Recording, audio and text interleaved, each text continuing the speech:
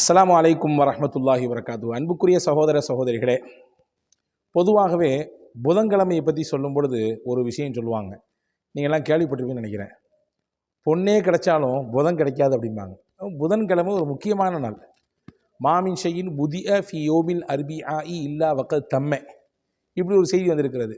புதன்கிழமை அன்று துவங்கப்படுகிற எந்த காரியமானாலும் அது நிச்சயமாக பரிபூர்ணத்துவத்தை எட்டி பிடிக்கும், அது பூர்ணமாக நிறைவடையும் அப்படின்னு சொல்லக்கூடிய ஒரு அற்புதமான ஒரு ஹதீஸ் தலீமுல் முத்தஅல்லீம் போன்ற அற்புதமான கிதாபுகளிலே, அரபு கலாசாலையிலே இது ஓதி கொடுக்கப்படுகிறது. அப்படி நாம் பார்க்கிறோம். இப்போ புதன்கிழமை என்பது முக்கியமான நாள் இல்லையா? புதன்கிழமையிலே ஒரு முக்கியமான ஒரு நேரம் இருக்குது. அந்த நேரத்துக்குன்னு தனிச்சிறப்பு இருக்குது. அதில் என்ன சிறப்பு, எந்த நேரம் அது, அதில் என்ன செய்யணும் அப்படிங்கிறது தான் இந்த காணொளியில் முழுமையாக பார்க்குறப்போ. முழுமையாக கடைசி வரை பாருங்கள். சிறந்த பலன் உங்களுக்கும் எனக்கும் கிடைக்க வேண்டும் என்று நான் நம்புகிறேன். அல்லாஹ்விடத்திலே துவா செய்கிறேன்.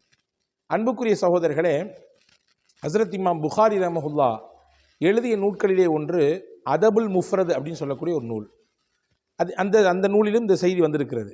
அதே மாதிரி ஹஸ்ரத் இமாம் அஹ்மது பின் ஹம்பல் ரஹ்மஹுல்லாவுடைய ஹதீஸ் தொகுப்பாக இருக்கக்கூடிய முஸ்னத் அஹமது என்ற நூலிலும் இந்த ஹதீஸ் இருக்கிறது. ஜாபிர் ரலியல்லாஹு தஆலா அன்ஹு இந்த ஹதீஸ் அறிவிக்கிறாங்க. என்ன சொல்கிறாங்க அப்படின்னா, முஹம்மது நபி ஸல்லல்லாஹு அலைஹி வஸல்லம் அவர்கள் மஸ்ஜிதுல் ஃபத்ஹ் என்ற பள்ளிவாசலிலே தொடர்ச்சியாக 3 நாட்கள் துவா செய்தார்கள். திங்கட்கிழமை துவா செய்தார்கள், செவ்வாய்க்கிழமை துவா செய்தார்கள், புதன்கிழமை துவா செய்தார்கள். அவர்கள் கேட்ட துவா புதன்கிழமை அல்லாஹு தாலா ஏற்றுக்கொண்டான்.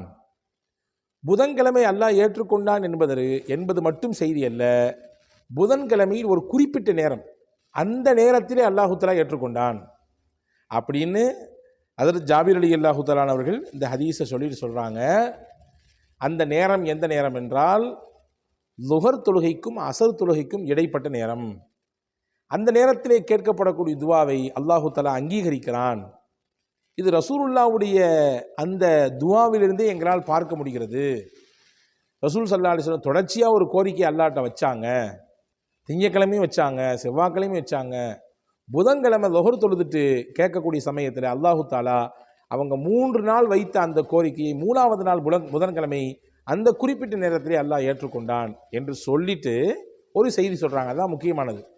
ஜாபிர் ரலியல்லாஹு சொல்கிறாங்க, எனக்கு எந்த ஒரு முக்கியமான விஷயம் தேவைப்பட்டாலும், எந்த ஒரு முக்கியமான காரியம் ஆக வேண்டும் என்று நான் நினைத்தாலும் நான் என்ன செய்வேன், எந்த நேரத்திலே புதன்கிழமையிலே ரசூலுல்லாஹி ஸல்லல்லாஹு அலைஹி வஸல்லம் அவர்களுக்கு அல்லாஹ் துவாவை ஏற்றுக்கொண்டானோ அந்த நேரத்தை தேர்வு செய்வேன்.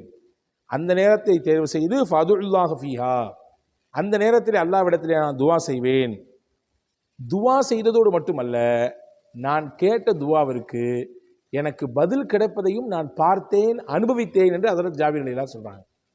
அப்போ அந்த பர்டிகுலர் நேரத்தில், அந்த புதன்கிழமையினுடைய அந்த லுஹருக்கும் அசருக்கும் இடைப்பட்ட நேரத்திலே நான் கேட்கக்கூடிய அந்த துவாவை, என்னுடைய முக்கியமான கோரிக்கைகளை, என்னுடைய முக்கியமான கவலைகளை, என்னுடைய முக்கியமான பிரச்சனைகளை, எனக்கான முக்கியமான தேவைகளை அந்த குறிப்பிட்ட நேரத்தில் நான் துவா செய்திருக்கிறேன். அதை நான் தேர்வு செய்திருக்கிறேன், அதிலே நான் துவாவும் செய்திருக்கிறேன். எனக்கு அந்த துவாவை அல்லாஹ் ஏற்றுக்கொண்டதையும் என்னுடைய வாழ்நாளிலே நான் பார்த்திருக்கிறேன் என்று செய்தனா ஜாபிர் பின் அப்துல்லா ரலியல்லாஹு தஆலா அவர்கள் இந்த ஹதீஸ் அறிவிப்பு செய்கிறாங்க. அன்பான சகோதரர்களே, ஒவ்வொரு வாரமும் புதன்கிழமை வருகிறது. ஒவ்வொரு வாரமும் புதன்கிழமையிலே லுஹர் தொழுகையும் வருகிறது. லுஹர் தொழுகைக்கு பின்னால் இருக்கக்கூடிய நேரம் துவா அங்கீகரிக்கப்படுவதற்கான சிறப்பான நேரங்களில் கட்டுப்பட்டது என்பதை நீங்கள் கவனத்தில் கொள்ள வேண்டும். சில முக்கியமான நேரங்கள் இருக்கிற, அந்த நேரத்தில் கேட்கக்கூடிய துவாவை அல்லாஹ் ஏற்றுக்கொள்கிறான். வெள்ளிக்கிழமை தோறும் ஒரு நேரம் இருக்கிறது. அந்த நேரத்திலே அடியான் அல்லாஹ்விடத்திலே கையேந்தினால் நிச்சயமாக அல்லாஹ் அவருடைய கோரிக்கையை நிறைவேற்றுவான் என்று பெருமானார் ஸல்லல்லாஹு அலைஹி வஸல்லம் அவர்கள் சொன்னார்கள். அது எந்த நேரம் என்பதிலே சஹாபாக்களுக்கு மத்தியிலே இருவேறு கருத்துக்கள் இருக்கிறது. சில சஹாபாக்கள் சொல்கிறாங்க அசருக்கு பின்னால் இருக்கக்கூடிய நேரம் என்று.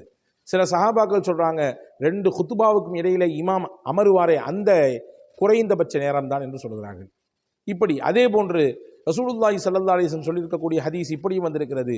பாங்கு சொல்லி இகாமத்திற்கு சொல்வதற்கு இடைப்பட்ட அந்த நேரம் இருக்கிறதே, இதுவும் துவா அங்கீகரிக்கப்படுவதற்கான நேரம் என்று பெருமானார் ஸல்லல்லாஹு அலைஹி வஸல்லம் வரையறுத்து காண்பித்திருக்கிறார்கள். இப்படி பல்வேறு நேரங்களை பெருமானார் ஸல்லல்லாஹு அலைஹி வஸல்லம் வரையறுத்து காண்பித்தாலும் இந்த ஹதீஸிலே கூடுதலாக நமக்கான ஒரு பலம் என்ன, நமக்கான ஒரு ஆசுவாசம், ஆறுதல் என்னன்னா, ரசூலுல்லா துவா செஞ்சு கிடைச்சதுன்னு மட்டும் இல்லை, அல்லாஹ்வுடைய ரசூல் தங்களுடைய துவாவுக்கு அங்கீகாரத்தை பெற்றார்கள் என்பது மட்டுமல்ல, இந்த ஹதீஸினுடைய அறிவிப்பாளர் செய்த ஜாபிர் ரலியல்லாஹு சொல்லக்கூடிய செய்தி தான் நமக்கு முக்கியமானது.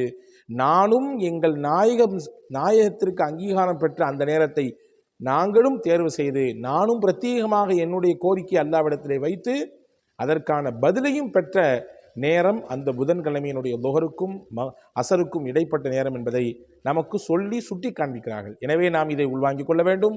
நம்முடைய நேர காலங்களிலே, நம்முடைய நாட்களிலே, புதன்கிழமை வருகிற நேரத்திலே நமக்கான முக்கியமான கோரிக்கைகள், முக்கியமான தேவைகள், முக்கியமான கவலைகள், பிரச்சனைகள் இருக்கும் பட்சத்திலே அந்த நேரத்தை தேர்வு செய்து அல்லாஹ்விடத்திலே துவா செய்கிற பொழுது மிகச்சிறந்த பலனை அல்லாஹ்வுடைய தூதருடைய பரக்கத்தை கொண்டு, அல்லாஹ்வுடைய கருணையை கொண்டு நம்மால் பெற்றுக்கொள்ள முடியும். அல்லாஹ் உங்களுக்கும் எனக்கும் எல்லா மக்களுக்கும் தௌஃபீக் செய்வானாக. விளங்கி புரிந்து அதை அனுபவிக்கக்கூடிய வாய்ப்பை அல்லாஹ் நமக்கு நசீவாக்குவானாக. ஆமீன். வஸ்ஸலாம். அஸ்ஸலாமு அலைக்கும் வரஹ்மத்துல்லாஹி வபரகாத்துஹு.